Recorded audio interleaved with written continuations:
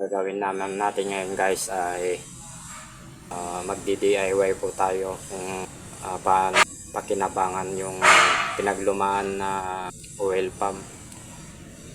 Gawin po natin pang refill ng transmission saka differential para mabilis po yung trabaho natin.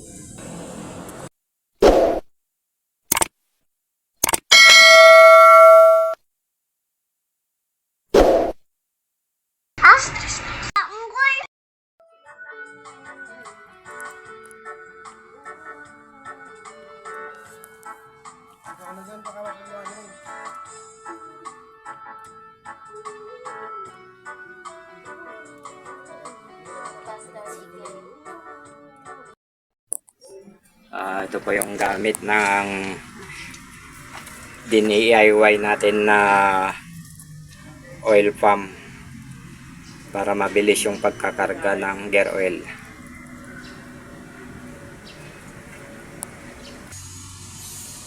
O yan po mga guys, 2 liters po yung karga niya yan. Tingnan nyo po kung gaano kabilis magkarga. Pinaglumaan na oil pump. Yan po, napakabilis. DIY lang po tayo. Yan po yung oil pump natin.